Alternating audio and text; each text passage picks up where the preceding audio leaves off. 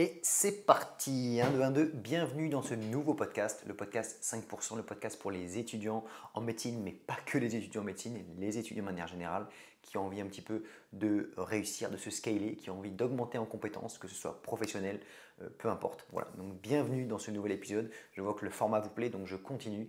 C'est quelque chose également qui est plus simple pour moi à mettre en place. J'allume la caméra et on discute 30, 1 heure ensemble sur différents sujets. La plupart des sujets traitent sur les études, comment réviser plus efficacement, mais tout ce qui tourne autour du fait d'augmenter ses compétences personnelles, de se scaler, c'est un petit peu l'esprit.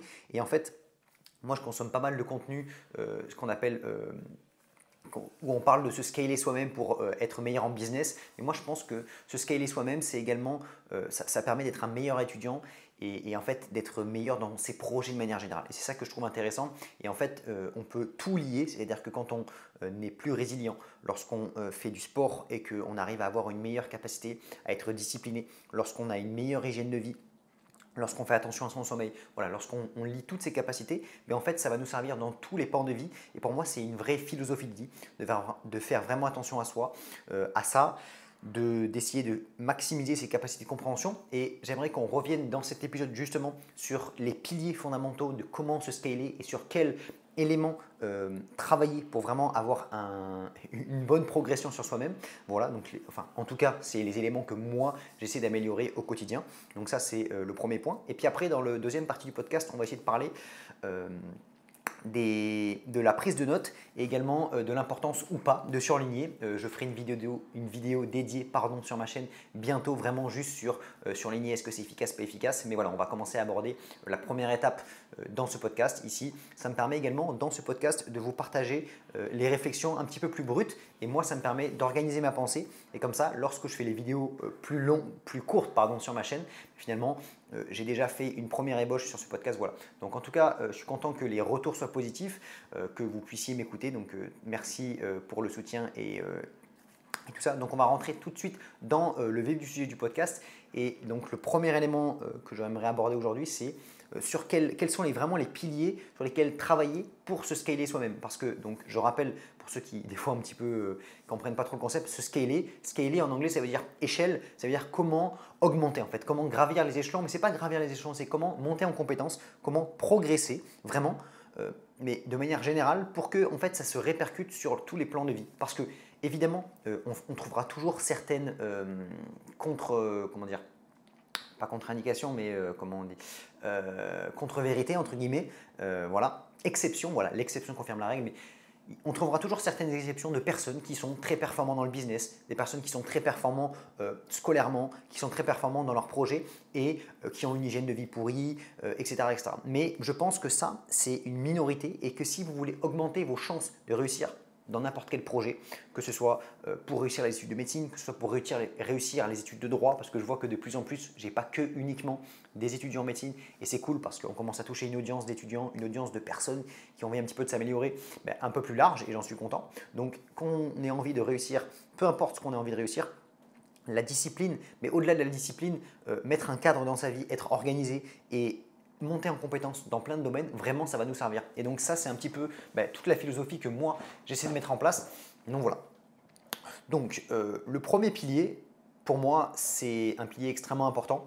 J'essaie vraiment d'organiser beaucoup ma vie autour de ça. Déjà, c'est le pilier santé. Et en fait, ce pilier santé-là, il va vraiment permettre d'englober plusieurs autres sous-domaines qui vont nous permettre d'être beaucoup mieux dans sa vie. Donc, ce premier pilier santé, il va s'axer autour de plusieurs axes. Le premier, c'est évidemment le sommeil. J'en ai déjà parlé et pour moi, c'est presque le plus important. Vous pouvez ne pas faire de sport. Vous pouvez moins bien manger, mais si on a un sommeil qui est de mauvaise qualité, malheureusement, on ne pourra jamais avoir une motivation et une concentration toute la journée qui reste le plus stable possible.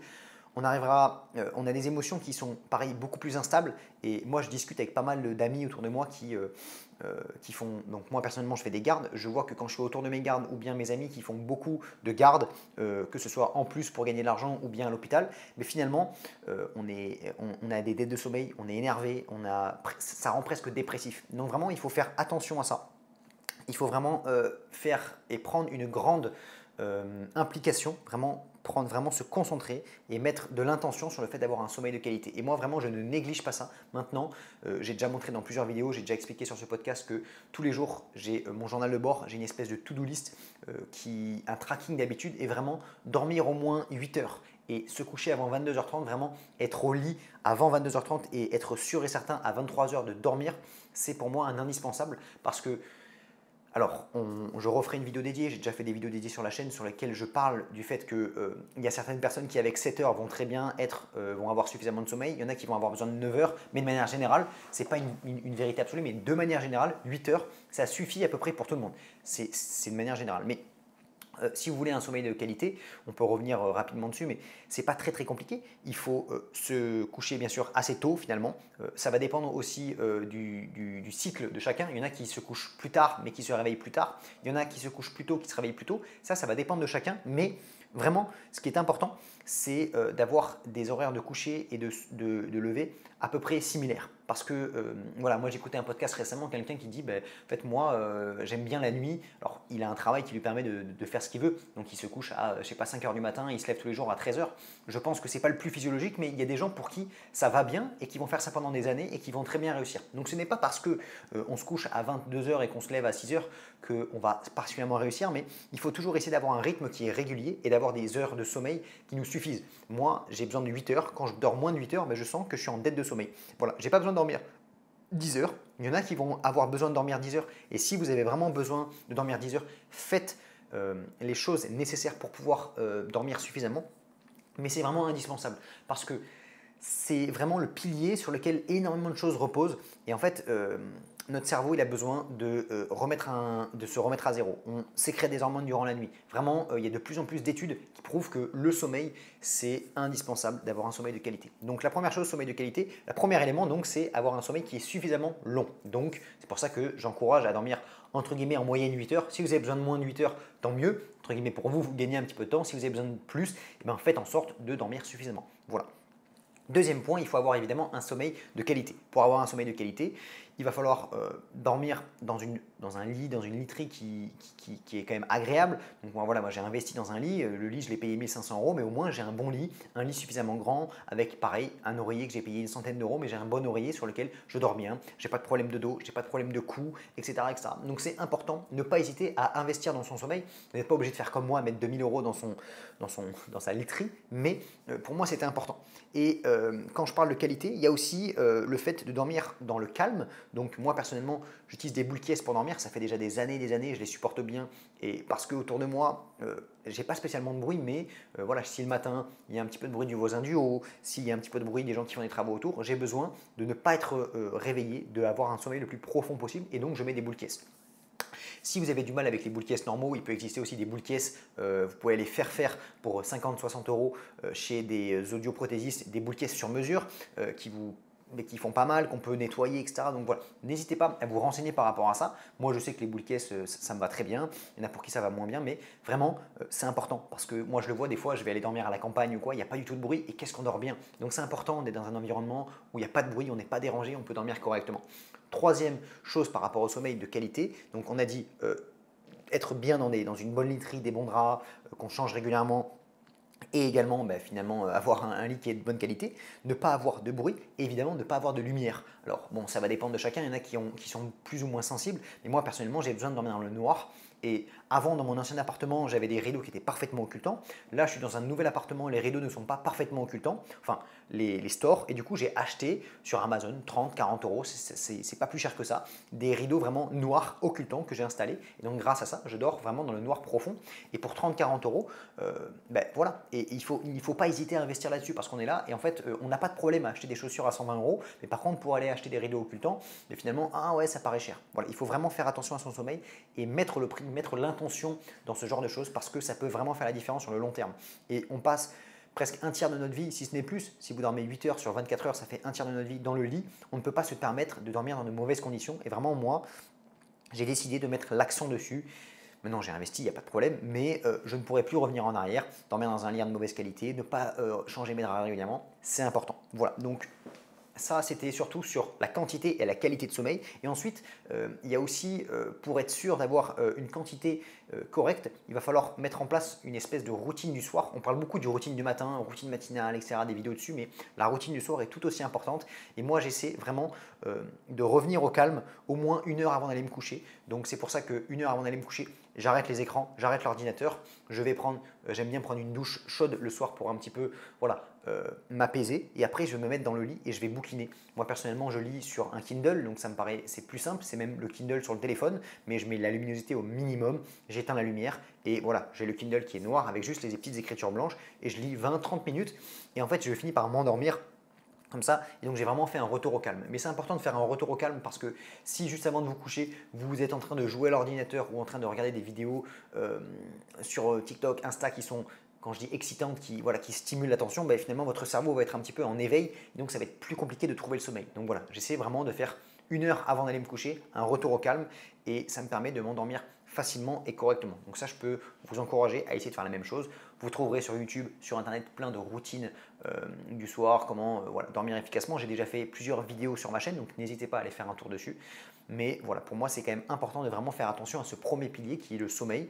Et en fait, tant qu'on ne met pas d'attention vraiment et d'intention particulière sur le sommeil, eh bien, on peut très facilement voilà, tomber dans une routine et on peut l'optimiser, on peut vraiment l'optimiser. Alors après, moi, je ne suis pas dans l'extrême, je suis toujours un petit peu dans la règle du 20-80, c'est-à-dire que j'essaie de mettre 20% d'effort pour avoir 80% des résultats. Oui, je pourrais très bien mettre un tracking de sommeil, prendre une application ou mettre mon Apple Watch pour que la nuit, mon sommeil soit traqué, que j'essaie d'avoir les meilleurs trucs. Mais déjà, si je m'endors toujours à la même heure, que je dors 8 heures, que je dors dans une bonne literie, que j'ai pas de bruit, pas de lumière, déjà, j'ai optimisé mon sommeil et je suis au-delà de 80% des gens qui dorment dans de mauvaises conditions. Voilà. Donc, premier élément, le sommeil dans la catégorie santé. Deuxième élément, bien sûr, dans la catégorie santé, c'est l'alimentation. L'alimentation, c'est indispensable parce que on ne peut pas espérer vivre longtemps en bonne santé. On ne peut pas espérer avoir des capacités cognitives qui soient efficaces si on met un mauvais carburant dans la machine. Et voilà, moi je vois vraiment mon corps. On nous a fait vraiment don d'une machine qui est parfaitement calibrée et je trouve ça dommage et presque insultant de dégrader le corps qu'on a et c'est quelque chose la plus précieuse. Et en fait, moi, je me suis fait vraiment cette réalisation il y a quelques années. Je me suis rendu compte que si demain j'avais 50, 60 ans et que j'avais sur mon compte 5 milliards, c'est-à-dire que c'est quelque chose que évidemment je n'aurai jamais, mais je peux avoir 5 milliards sur mon compte, mais si je ne peux pas courir parce que j'ai les genoux défoncés, que j'ai un cancer, que je suis en mauvaise santé, je me dis mais en fait cet argent-là ne servira à rien. Vraiment inutile. Donc pourquoi ne pas faire attention, même si je n'ai pas spécialement d'argent, ce n'est pas l'argent vraiment qui rend le plus heureux ou qui a le plus de valeur. Ce qui a le plus de valeur, c'est la santé. Et l'alimentation, ça a été prouvé que c'est un élément discriminant vraiment sur la santé. Déjà, il faut manger peu, parce que c'est prouvé que les gens qui vivent longtemps, ce sont des gens qui mangent entre guillemets peu, parce que moins on mange, moins on va consommer et utiliser son corps. Alors le but c'est de ne pas d'être complètement au régime en permanence et de crever la dalle, mais il faut essayer de manger des choses qui sont saines et en quantité raisonnable. Parce que manger à outrance, manger du gras, manger trop sucré, bah, en fait, finalement, c'est comme toute source de dopamine, ce n'est uniquement la dopamine et voilà. Donc en fait, si on arrive à réguler son taux de dopamine, et on verra qu'on en rediscutera dans le point d'après, qui est vraiment avoir un esprit qui est clair et être un petit peu débarrassé de toutes les tentations, ça fait partie aussi de se scaler soi-même, vous verrez que c'est beaucoup plus simple. Et donc, pour en revenir à ça, le but, c'est pas d'être dans un extrême où je mange que de la salade et des lentilles et finalement, je ne profite pas de la vie. Parce qu'évidemment, manger des bonnes choses avec des amis, avec de la famille, on peut se faire plaisir et je suis le premier à aimer un petit peu les pâtisseries, les choses comme ça. Mais il faut déjà pas que ce soit en permanence, ça peut être le week-end de temps en temps sur des moments sélectionnés, mais au quotidien, il faut essayer de manger vraiment le plus sainement possible parce que de 1, ça va vous donner du bon fuel pour pouvoir fonctionner. De 2, vous allez avoir l'esprit plus clair parce qu'on a des bons nutriments. Et ensuite, je trouve qu'on a des émotions et beaucoup d'éléments de notre vie qui sont beaucoup plus stables quand on mange correctement. Et voilà, moi, ça me permet d'avoir vraiment l'esprit beaucoup plus clair, de réguler mon niveau de dopamine. Et en fait, voilà, moi, j'avais entendu une fois un YouTuber qui disait « Dans la vie, il faut toujours choisir entre mousse au chocolat et quinoa ». Le quinoa, ça permet quoi? Le quinoa, ça permet, sur le coup, c'est bon. Enfin, si on l'assaisonne, si on fait ce qu'il faut, c'est bon, mais c'est pas exceptionnel. On n'est pas là en mode etc. Mais ça vous procure une bonne satiété, du plaisir sur le long terme parce qu'on est fier d'avoir bien mangé. Et finalement, tout est bien. Et en fait, la mousse au chocolat, sur le coup, c'est très agréable, mais après, on va monter en glycémie et on va descendre rapidement. On ne va pas être fier de nous. Et donc, en fait, c'est toujours ce choix entre le quinoa et la mousse au chocolat, tout en étant malin et ne prenant pas évidemment du quinoa qui soit sec, pas assaisonné, etc. Donc c'est toujours pareil. C'est-à-dire que si là, je vous demande de bien manger, que vous mangez des haricots qui n'ont pas de sel, pas d'huile d'olive, que vous mangez du riz, pareil, du riz pas assaisonné et du blanc de poulet sec, et dire non mais jamais de ma vie je vais manger ça. Et en fait, il faut réussir à être malin et de manger des choses qui sont bonnes tout en étant compliant avec soi-même et en faisant des choses qui soient bonnes pour la santé, mais aussi bonnes et agréables au goût. En fait, ça c'est faisable. Ça c'est faisable.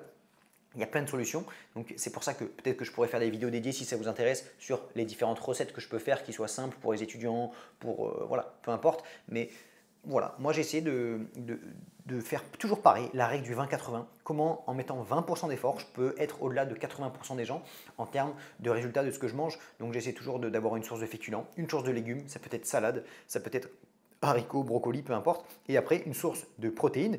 J'essaie, moi, de manger de moins en moins de viande en ce moment parce que, bon, j'ai certaines, c'est pas des convictions en mode je veux zéro viande, mais je sais que j'ai envie de faire un petit peu attention à la cause animale.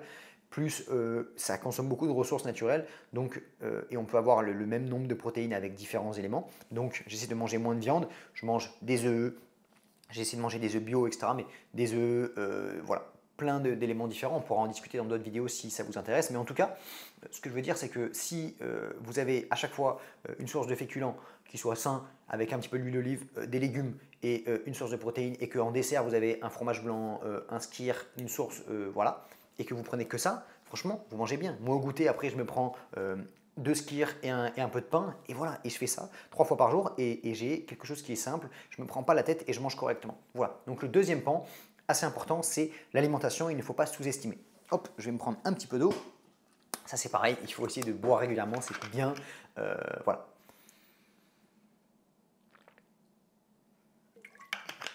Ok, et ensuite, troisième pan qui, moi, me paraît très important, c'est bien sûr l'activité physique. Nous sommes des êtres de base qui sont faits pour chasser, pour se déplacer. On n'est pas fait pour être sédentaire, rester assis toute la journée. Donc c'est vraiment important de conserver une activité physique régulière. Moi j'essaie d'en faire au moins 4-5 fois par semaine. Et là récemment je me suis remis à la course à pied. La course à pied, c'est à côté de chez vous, vous pouvez mettre des chaussures, aller courir 20-30 minutes et c'est déjà ça. Donc voilà, le but c'est pas d'aller faire 5 heures de sport par jour et de devenir complètement... mais déjà, pareil, règle du 20-80. Si vous faites 3-4 séances de musculation ou de sport ou de course à pied dans la semaine et que vous essayez de prendre les escaliers au quotidien, que vous mangez correctement, etc., déjà, vous avez des résultats qui sont au-dessus de la moyenne. Et donc, si vous faites ça sur une longue période, et c'est ça aussi qui est important, c'est que des fois, les gens, ils veulent faire trop de sport tout d'un coup, tout faire et être parfait. Si on met en place des bonnes habitudes, et moi, j'essaie juste de faire ça, je ne suis pas dans l'extrême. Je suis dans l'extrême dans mes projets, mais dans mon quotidien, j'essaie juste de mettre en place la règle du 20-80. Et si je fais ça, donc je fais mes séances de muscu. À l'époque, j'en faisais beaucoup plus parce que j'avais plus de temps. Maintenant, j'ai des projets, j'ai l'internat, j'ai cette chaîne YouTube, j'essaie de monter un projet d'IA. Il y a plein d'éléments, donc je ne peux pas me permettre d'aller faire 10 heures de sport par jour ou 14 heures de sport par semaine parce qu'à l'époque je faisais 7 séances de musculation de 1 heure et des fois je rajoutais encore des séances de cardio abdos le matin. Donc voilà, quand j'étais en deuxième, troisième, quatrième année, j'avais le temps d'aller 10 fois par semaine à la salle. Et c'était bien et j'avais un meilleur physique. Mais là actuellement, je fais des séances de PPL, donc je fais 3 fois de la muscu et j'essaie d'aller courir une fois ou deux. Ça me fait 5 séances. Quand je fais du PPL, je reste 1 heure à la salle. 1 heure, voilà, 1 heure, 1 heure, 1 heure. Je vais à la salle qui est pas très loin de chez moi. Donc j'y vais de 20h30 à 21h30. Je suis rentré, le temps de prendre un petit shaker et d'aller me coucher. À 22h, 22h30, je suis au lit et donc je garde ma routine en étant efficace et simple. Plus de temps en temps, je vais courir, pareil, je mets les chaussures et à côté de chez moi, je pars de 19h30 à 20h30 et voilà, et après je mange et je peux aller me coucher tôt. Donc vous voyez, je peux intégrer facilement le sport dans mon quotidien et le simple fait de faire ça et d'avoir l'habitude et de faire un sport aussi qui vous plaît, qui soit simple à mettre en place, c'est ça qui est important. Si vous avez un sport que c'est hyper loin, que ça vous saoule, que c'est pas avec des gens qui vous plaît, voilà, moi quand je vais courir, je me suis acheté des bonnes chaussures, du coup je suis content de courir, j'ai un podcast qui me plaît et voilà, et je cours autour de chez moi, c'est facile. Et voilà, et en fait, c'est simple. Donc voilà, ça c'est vraiment important de le prendre en considération, de mettre en place une routine sportive facile, qui vous plaît. Et voilà. Donc déjà, si vous avez ces 3 piliers, ça pour moi, quand je parle de se scaler, on va voir juste après qu'il y a aussi le fait de monter en compétences et en capacité de raisonnement, en recul, en maturité. Ça, c'est important et c'est ce que j'ai essayé aussi de développer au travers des podcasts que je consomme, du contenu que je consomme, de lire des livres. On verra que c'est très sous-estimé. Mais avant de faire ça, je pense que c'est important d'avoir des piliers sur lesquels on peut se reposer, que ce soit la santé, le sommeil, l'alimentation, le sport. Déjà, ça, c'est bien. Ensuite, pour moi, le deuxième pilier qui est très important, c'est d'avoir, donc on a vu qu'on y a le cadre, et ensuite, tous ces éléments de base qui sont la santé, il faut l'intégrer dans une routine, dans un cadre, dans une discipline. Parce que tant qu'on n'a pas de discipline, on ne peut pas construire facilement. Et en fait, ce qui est très paradoxal, c'est que, et j'en suis moi-même sujet parce que des fois j'ai tendance à me relâcher. Je vous avais parlé du concept d'entropie où si on n'a pas de cadre, si on ne met pas d'ordre dans notre vie, le désordre s'installe et se crée automatiquement. Donc en fait, mettre un cadre, ça permet de 1, de supprimer et de réduire l'entropie et de 2, en fait, d'avoir un cadre qui vous permet ensuite pour d'autres choses, d'avoir beaucoup plus de liberté. Parce que les gens pensent que avoir un cadre, avoir de la discipline, c'est épuisant. Enfin, au-delà du fait épuisant, c'est trop militaire. On n'a pas de liberté. Mais en fait, pour moi, quand vous n'avez rien qui est organisé et que vous ne savez pas quand est-ce que vous allez faire du sport, vous improvisez tout, vous ne savez pas quand est-ce que vous allez faire les tâches ménagères, vous ne savez pas quand est-ce que vous allez faire les courses, vous n'avez rien organisé, mais en fait, on est tellement tout le temps pris de court que pour moi, c'est ça ne pas avoir de liberté. Parce que si vous pensez qu'avoir la liberté, c'est passer son temps sur son téléphone en rentrant chez soi et après quand vraiment c'est l'urgence aller faire les courses ou bien aller faire le ménage parce qu'il n'y a plus d'autre solution, mais pour moi c'est pas ça être libre. Être libre c'est faire tout ce qu'on a à faire parce que c'est simplement implémenté dans notre quotidien et ensuite on a tellement de temps disponible parce que tout a été fait que là on peut faire ce qu'on veut et voilà. Et moi la semaine je fais mes vidéos, quand je rentre je fais mon sport, je fais mes vidéos, j'essaie de faire du ménage, etc., etc. Et après comme ça le week-end j'ai tout mon week-end disponible, je peux faire ce que je veux et je me sens libre et là je peux décider et surtout je peux faire les tâches qui me plaisent, aller balader en forêt, aller balader en nature, profiter de ma famille, etc., etc., tout en sachant, en ayant l'esprit tellement libre en me disant c'est bon.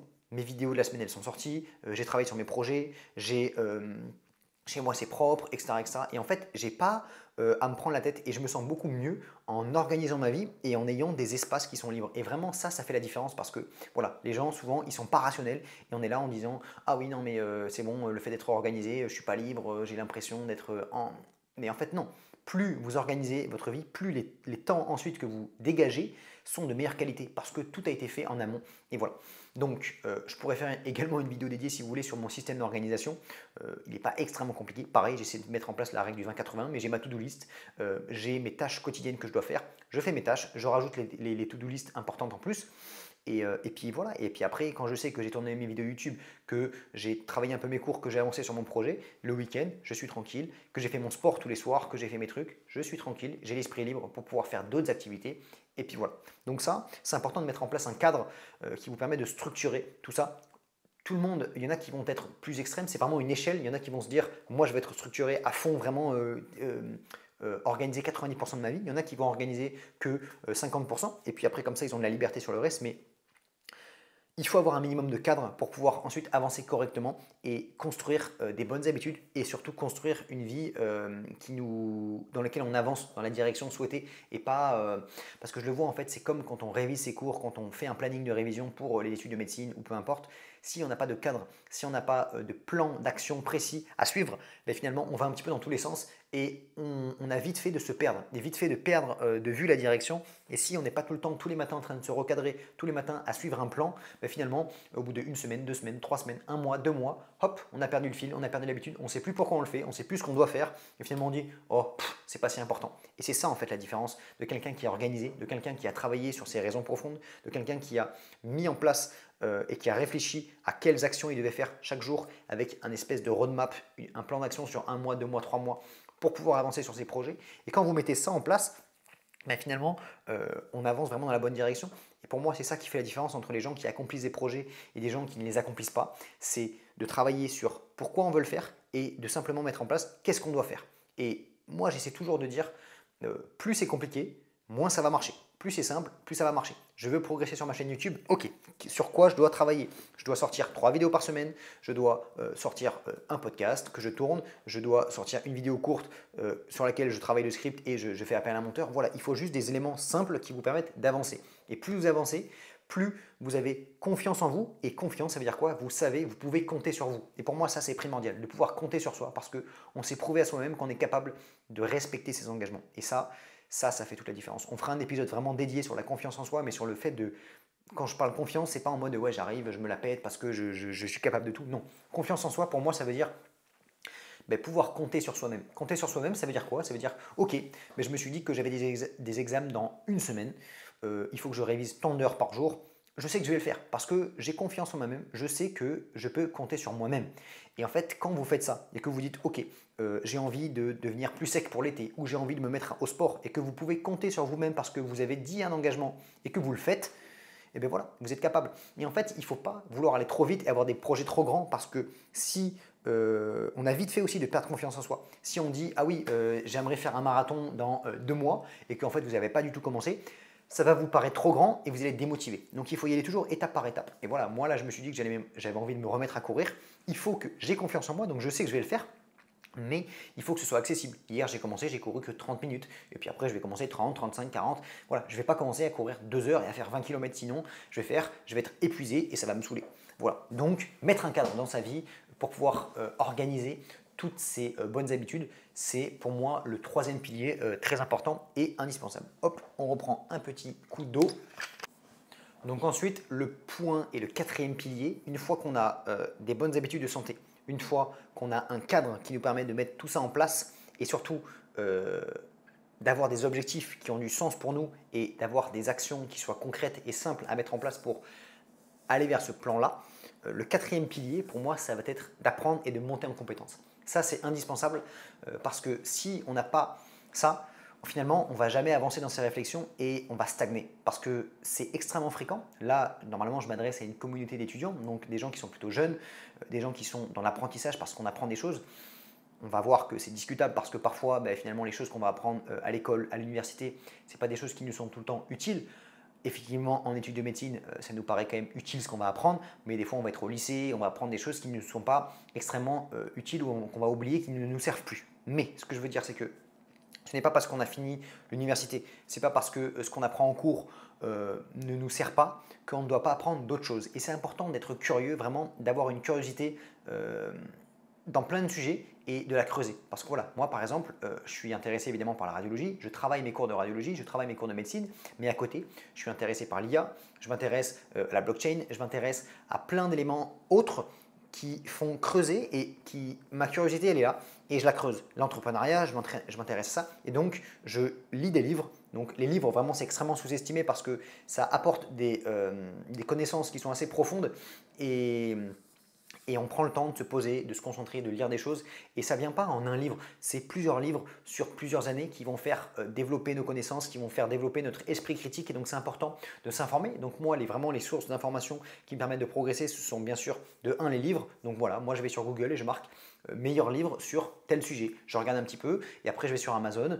Alors je ne fais pas la pub mais je vais sur Amazon et je trouve les livres sur Kindle qui me plaisent et je les achète. Et après voilà, je les lis au fur et à mesure le soir où j'ai trouvé des temps où je lis. Donc de 1 les livres, de 2 les podcasts. Les podcasts c'est du super contenu, ça permet vraiment de progresser dans des domaines. Donc là en ce moment je suis à fond sur l'IA donc je me fais des podcasts d'IA. Voilà, tous les jours j'écoute 2 heures de podcast. Quand je marche le soir, quand je rentre, quand je cours, vu que j'écoute en x2, ça me fait 1 heure ou 2 de podcast par jour. Donc vous voyez, sur un an, 300 jours, ça fait 600 heures de contenu. 600 heures de contenu, ça commence à faire du contenu, enfin ça commence à faire des informations. Et donc le cerveau, lui, il a besoin de données. Il a besoin de données et ensuite il va processer, il va maturer tout ça. Et vous allez au fur et à mesure avoir un esprit critique, développer votre connaissance et votre compréhension.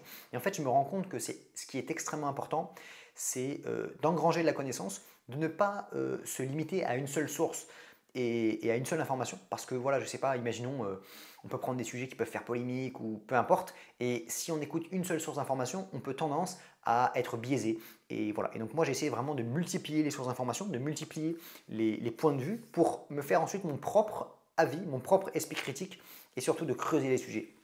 Voilà, parce qu'il y a des sujets et parfois on reste trop dans le superficiel que dans les actualités, dans les choses comme ça et on ne peaufine pas sa compréhension profonde des choses. Et c'est exactement comme en médecine, comme les cours, j'explique tout le temps qu'il faut vraiment essayer d'avoir une compréhension profonde des cours, une compréhension de ce qu'on lit pour pouvoir avoir un bon esprit de compréhension, un bon esprit critique et pour pouvoir prendre des décisions qui soient éclairées et qui soient bonnes en fait. Voilà. Et donc le fait de lire, le fait de consommer des podcasts qui soient intéressants et surtout aussi dernier élément important, bon, il y a aussi les vidéos YouTube. Moi, j'aime bien écouter des vidéos YouTube sur des sujets et pas toujours les vidéos YouTube les plus mainstream qui sont extrêmement montées et finalement, entre guillemets, qui n'apportent pas le plus de valeur, mais essayer de trouver des vidéos qui soient des fois un peu plus deep, des vidéos qui soient plus profondes et qui apportent vraiment des nuances et des choses intéressantes. Donc, ne pas hésiter. Moi, mon astuce, vraiment, c'est d'écouter en x2 avec des écouteurs. J'ai fait une vidéo il n'y a pas très longtemps.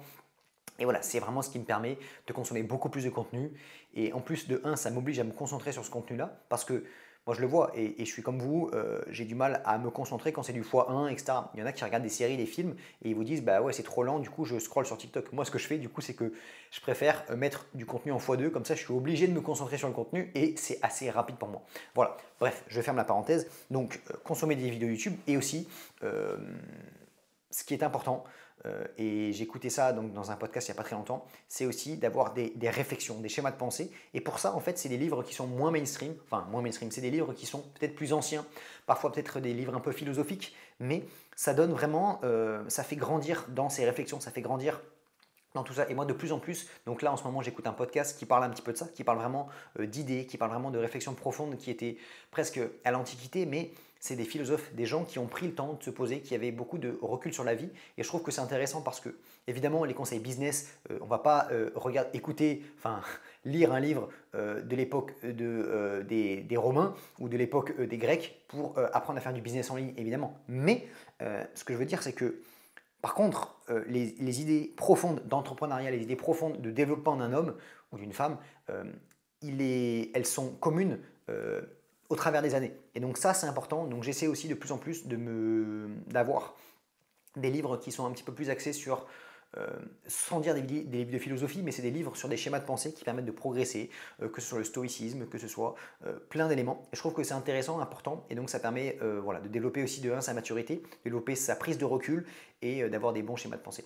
Voilà, donc ça c'est important. N'hésitez pas à chercher des sujets vraiment qui vous intéressent. Voilà, moi actuellement je m'intéresse IA, entrepreneuriat, et donc je lis des livres, mais c'est pas uniquement comment entreprendre, c'est comment prendre des bonnes décisions, comment plein d'éléments. Voilà, plein d'éléments. Et en fait, dans chaque sujet, dans chaque niche qu'on a envie de développer, d'apprendre, on va apprendre des sous-niches, des compétences plus spécifiques dans chaque fois. Et donc en fait, ça vous permet vraiment de vous créer un panel d'apprentissage, un panel de compétences vraiment qui vous fait grandir et qui crée une personne unique. Parce que voilà, on a tendance à tous regarder le même contenu sur Internet, regarder les mêmes choses. Et voilà, et en fait, je trouve que c'est dommage d'avoir un étudiant en médecine qui est extrêmement fort en médecine, qui est extrêmement fort en anatomie, mais qui à côté n'a pas d'autres compétences. Et en fait, il faut vraiment essayer de créer sa propre personne unique. Et c'est en créant ça, en ayant vraiment de la curiosité et finalement des compétences dans des domaines vraiment spécifiques qui vont faire que vous êtes une personne unique et que vous allez être intéressante et développée. Voilà, donc pour moi c'est important et en fait c'est le clou du spectacle, c'est ça, c'est d'avoir des bons piliers de santé, d'avoir une bonne organisation et par-dessus de construire un système de connaissances, un système d'apprentissage. Et si au fur et à mesure vous continuez et on augmente, et c'est ce que j'essaie de faire en fait, c'est d'essayer d'avoir un cadre dans ma vie et au-dessus d'améliorer mes compétences. Et je trouve que pour l'instant j'avance bien, je suis content et je ne suis pas encore au niveau où j'aimerais être, mais si je continue à faire ça pendant 10, 20 ans, je suis convaincu que ça va marcher. Et ça, c'est pour moi le dernier élément qui vient peaufiner, qui est la cerise sur le gâteau, qui vient mettre du sens à tout ça, c'est d'avoir des projets par-dessus. Parce que, après, ça va dépendre des personnes, mais moi, si j'ai pas de projet, si j'ai pas de mission, d'objectif précis qui me permettent d'appliquer aussi les connaissances que j'apprends, les choses que j'apprends, ça perd du sens. Parce que finalement, à quoi bon si c'est pour juste faire le beau et avoir des connaissances en culture générale, etc. Je trouve que ça a peu d'intérêt. Donc c'est pour ça que c'est important pour moi d'avoir des projets concrets sur lesquels appliquer ses connaissances. Si j'ai envie de me scaler moi-même, c'est pour être un meilleur étudiant. Si j'ai envie de me scaler moi-même, c'est pour devenir un meilleur médecin. C'est pour devenir un meilleur entrepreneur. C'est pour apporter plus de valeur. Et voilà, si j'apprends dans l'IA, c'est par curiosité, mais aussi pour l'appliquer dans mon projet. Mais que ça marche ou que ça ne marche pas, ce n'est pas le problème. Le fait, c'est le simple fait d'avoir mis l'intention dans le fait de créer et d'être fier, d'appliquer. Et en appliquant, en faisant des erreurs, on progresse beaucoup plus vite et on prend du plaisir. Parce que demain, que ça marche pas, au fond, ça changera quoi? Tu auras un peu plus d'argent, tu auras un peu plus de réussite, mais ce qui change vraiment, c'est d'être dans l'action, d'être fier de soi. Et c'est ça, en fait, moi, mon guide, c'est d'être fier, d'avoir des projets, de me dépasser pour et d'avoir des projets qui ont du sens. Créer un système d'IA qui permet aux étudiants de mieux réviser, ça a du sens pour moi. Devenir un bon radiologue pour pouvoir apporter de la valeur, créer des choses qui ont du sens, ça, c'est important pour moi. Donc voilà, c'est toujours se connecter à des choses qui ont du sens, trouver des objectifs qui paraissent atteignables, qui paraissent difficiles mais atteignables. Et voilà. Et après, pareil, élément très important pour pouvoir se scaler, l'entourage, l'environnement. Ça a été le sujet du podcast précédent, mais extrêmement important, s'entourer correctement, avoir un environnement, des gens autour de nous qui nous tirent vers le haut, que ce soit virtuellement, que ce soit physiquement, mais si on est entouré de personnes qui n'ont pas envie d'avoir de projets, qui autour ne se tirent, s'en foutent en fait. Ils ont un métier lambda, ce qui les intéresse c'est de rentrer chez eux et de regarder la télé, de regarder des séries ou de jouer aux jeux vidéo. Ben, finalement, on va être tiré vers le bas en permanence. Et je le vois, moi dès que je suis seul, dès que je me laisse un petit peu tirer vers moi-même, vers le bas, ben, j'avance pas et j'ai tendance à retourner sur les réseaux, retourner sur le téléphone. Alors que dès que je m'entoure de personnes, dès que j'écoute des podcasts, dès que j'écoute tout ça, ça me booste. Et là, en ce moment, j'écoute des podcasts sur l'IA. C'est des mecs qui sont à San Francisco, c'est des mecs qui montent des boîtes et tout. Et je me dis, putain, mais c'est ça qui m'anime, c'est ça qu'il faut que je fasse. Mais si je ne me force pas à écouter ces podcasts, si je ne me force pas à m'entourer virtuellement de ces personnes-là, je ne fais pas les choses. Donc voilà, c'est important vraiment de prendre conscience de ça et de mettre une intention particulière parce que malheureusement, on a tendance à décliner spontanément vers le moins bien, même si c'est malheureux, mais c'est comme ça. Voilà, donc ça c'était le premier point sur comment se scaler en fait. Voilà, comment se scaler, moi c'est un petit peu le schéma que j'essaie de suivre. Fondamentaux, apprentissage, projet. Voilà, c'est vraiment ça. C'est les trois piliers. Santé avec le cadre et la routine. Mettre en place un apprentissage permanent, plus avoir des projets et s'entourer correctement. Si vous avez ces quatre piliers, je trouve qu'on est sur la bonne voie. Et voilà. Et donc ensuite, le deuxième point, tac, donc je vais récupérer mon téléphone. Le deuxième point que je voulais aborder aujourd'hui, c'est la prise de notes et finalement, parce qu'en fait, ça m'a fait rire, j'ai eu un commentaire il n'y a pas très longtemps sur. Alors attendez, hop, je suis pas net, on va essayer de se mettre net. Voilà. J'ai eu un commentaire récemment sur comment surligner ses cours. Si tu sais comment, voilà, je suis preneur. Donc, on va essayer d'aborder ce sujet-là. Bon, déjà, tous les étudiants en médecine surlignent leurs cours. Nous, c'est vraiment classique. On a notre bouquin et on a un 25 surligneurs pour surligner, etc. Il y en a qui ont des codes couleurs. Moi, j'avais 50 surligneurs, mais j'avais aucun code couleur. C'était simplement pour, finalement, c'est presque en fait, c'est un peu satisfaisant de surligner ses cours. Donc, est-ce que, à mon avis, c'est utile ou pas? Surligner, si c'est pour lire de manière passive, et c'est pas très utile. Moi, l'utilité que je vois de surligner, moi, ça me permettait en fait de lire mon cours attentivement, de bien lire ce que j'étais en train de bien mettre ma concentration sur ce que j'étais en train de lire. Et justement, quand je voyais des mots importants, je les surlignais, mais c'était plus pour rendre les révisions agréables. D'accord? J'avais des surligneurs qui me plaisaient, j'avais un peu des trucs pastels, c'était sympa, mais c'est pas vraiment ça qui va nous faire apprendre. Et donc j'avais quand même devant moi mon ordinateur, dès que je comprenais pas des mots, j'essayais de les comprendre, je faisais des recherches supplémentaires et également je transformais mes cours en questions-réponses. Ça me permettait de rendre mes révisions actives. Mais en soi, le surlignage en lui-même ne sert pas à grand chose parce que on reste un petit peu passif dans ces révisions, mais si ça peut vous servir à, de 1, rendre les révisions plus agréables, et j'avais dit que quand on a une action, le fait de réviser, le fait de travailler, c'est agréable, ce sera beaucoup plus simple pour nous de le faire. Donc c'est pour ça que moi je m'étais acheté des livres qui étaient neufs, qui étaient beaux, qui étaient de bonne qualité, plus avoir acheté des surligneurs, je m'étais pris des beaux Stabilo Boss, pardon. Voilà, je prenais du plaisir, c'était agréable pour moi, c'était un peu esthétique. Voilà. Mais c'était un petit peu la seule utilité. Et donc voilà, pour moi, surligner, il n'y a pas d'astuce suprême pour surligner, c'est pas très important. Le simple utilité, c'est de rendre les révisions agréables. Et ensuite, Ben, quand vous faites ça, que vous avancez sur vos cours, que vous prenez du plaisir à travailler, mais qu'à côté, vous mettez en place un système pour que lorsque vous révisez, ça soit actif, et ce n'est pas le fait de surligner qui va rendre actif, c'est, moi j'avais dit les 3 choses qui me permettent de réviser de manière active, c'est de 1, lorsque je lis, lorsque je bosse, je suis extrêmement concentré. Vraiment, et le fait de surligner, voilà, j'étais là et je lisais mon cours et chaque mot que je... Il n'y avait pas de moment où j'étais en train de lire vraiment juste comme ça et je surlignais. Non, j'étais sur mon cours, j'étais focus, boule caisse, casque et j'étais à fond et ça c'est important. Donc premier élément, être extrêmement concentré sur son cours. Deuxième élément, je l'ai dit, compréhension. Donc c'est pas parce qu'on surligne qu'on ne peut pas avoir son ordinateur devant soi et faire des recherches. Recherche, ChatGPT, Google, YouTube, plein d'éléments. Et le troisième, c'est Perplexity AI. Donc c'est vraiment des outils qui vont vous permettre de faire des recherches. Et troisième élément, faire des cours, enfin non, faire des questions-réponses. Donc ça peut être transformer ses cours en Anki, transformer ses cours en questions-réponses sur Notion. Il y a la vidéo dédiée qui va sortir sur la chaîne très bientôt. Qu'est-ce qu'il y a d'autre? Faire des annales, faire des QI, faire des dossiers progressifs sur les différentes plateformes. Ça vous permet de transformer vos révisions de manière active. Mais le fait de surligner en soi-même, ce n'est pas très utile. Mais moi, je le faisais et tout le monde le fait parce que c'est plus agréable que de lire passivement. Donc ça rend la révision un petit peu plus active, mais ce n'est pas suffisant. Voilà, tout simplement. Donc ensuite, en termes de prise de notes, il y a plusieurs façons de prendre des notes. Moi, je vous avais dit que j'avais transformé toutes mes cours entre guillemets en questions-réponses sur Notion. Donc, il y a la vidéo qui sortira sur la chaîne et j'en ai déjà fait une de toute façon. Donc, ceux qui l'ont déjà vu, sinon, allez faire un tour sur la chaîne, vous trouverez bien la vidéo. Donc, questions-réponses sur Notion. Sinon, voilà, c'est pas indispensable de prendre des notes. Moi, j'avais un pote qui simplement avait ses collèges, qu'ils avaient tellement travaillé qu'il les connaissait parfaitement, il s'était beaucoup entraîné, du coup, il les connaissait très bien. Mais voilà, c'est pas indispensable de prendre des notes, c'est juste transformer ses révisions de manière active. Donc comprendre, faire des QCM, mais vous n'êtes pas obligé de prendre des notes. Voilà, donc ça c'est important à comprendre.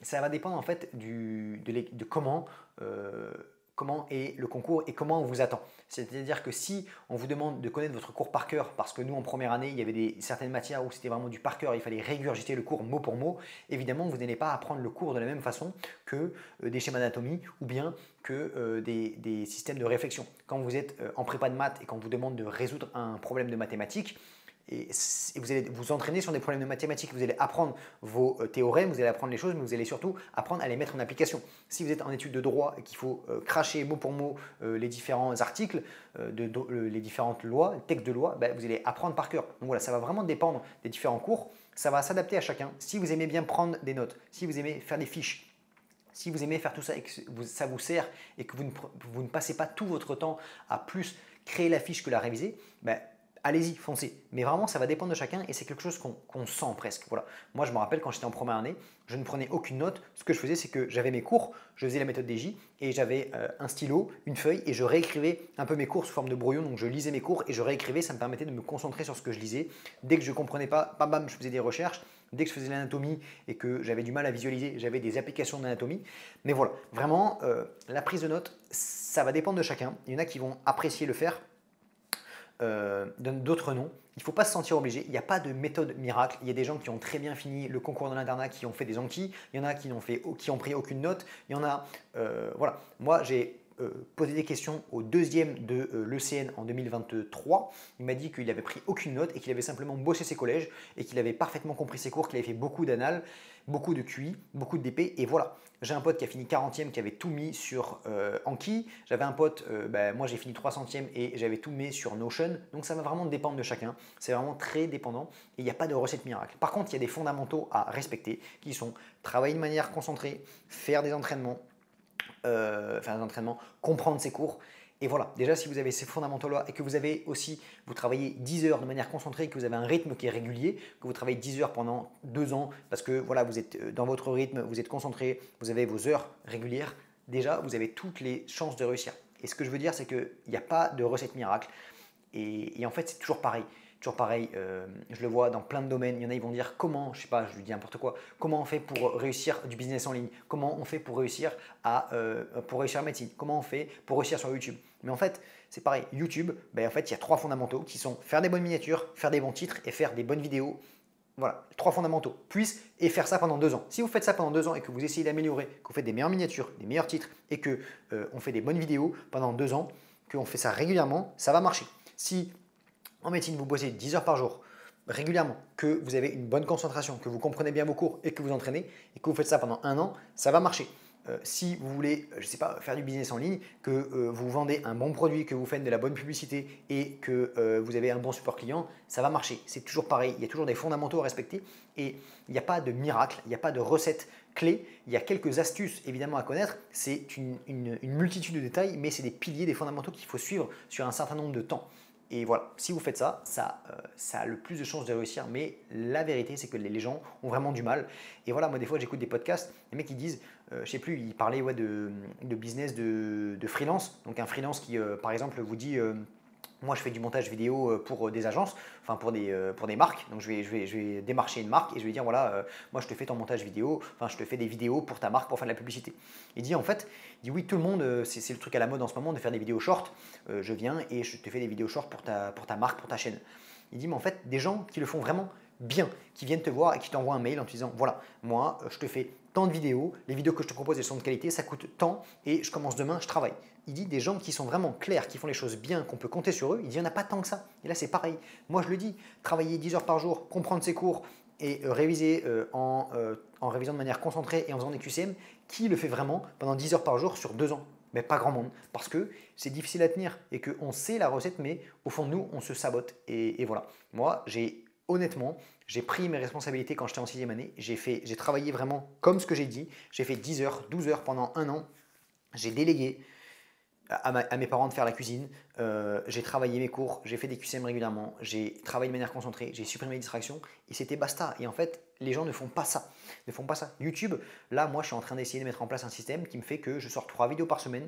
J'essaie d'améliorer la qualité de mes scripts, j'essaie d'améliorer la qualité de mes vidéos, j'essaie d'améliorer mes miniatures et je tiens le rythme pendant 2 ans, 3 ans, 4 ans et la chaîne va finir par marcher. Je ne dis pas que je vais avoir 10 millions d'abonnés parce que après, il y a aussi un système de talent, il y a un système de chance pour être le meilleur, mais pour être au-delà de 90% des gens, c'est déjà c'est pas sorcier en fait. Et pareil, si au concours de l'internat, vous voulez terminer deuxième, je ne peux pas vous le garantir, mais terminer dans le top 1000, je peux vous le garantir avec la méthode que je vous dis, tout simplement. Voilà. Donc, ben, voilà, je me répète souvent un petit peu dans ce genre d'explication, mais c'est important parce que j'arrive à prendre du recul maintenant en voyant un petit peu ce qui fonctionne, en voyant, prenant des feedbacks sur les podcasts, prenant des feedbacks en écoutant des gens qui réussissent, et je vois qu'il n'y a pas de recette miracle, c'est toujours pareil. C'est des gens qui sont déterminés, des gens qui mettent vraiment en place les actions qu'on leur dit et qui écoutent. Et quand on le fait vraiment, ça marche, il n'y a pas de secret. Voilà. En tout cas, j'espère que ce podcast vous aura plu, que la vidéo vous aura plu. N'hésitez pas, ceux qui sont sur les plateformes de podcast, à mettre 5 étoiles, de vous abonner, de mettre un commentaire. Sur YouTube, de vous abonner, d'aller jeter un coup d'œil dans la description, vous abonner à la newsletter, aller faire un tour également sur le logiciel d'IA que je propose. Voilà, n'hésitez pas à aller faire un tour. Mettez-moi un commentaire, dites-moi un petit peu ce que vous avez pensé de la vidéo. Moi, je vous souhaite plein de bonnes révisions, plein de bonnes choses. Et on se retrouve dans la prochaine vidéo. C'était Robin. Ciao, ciao.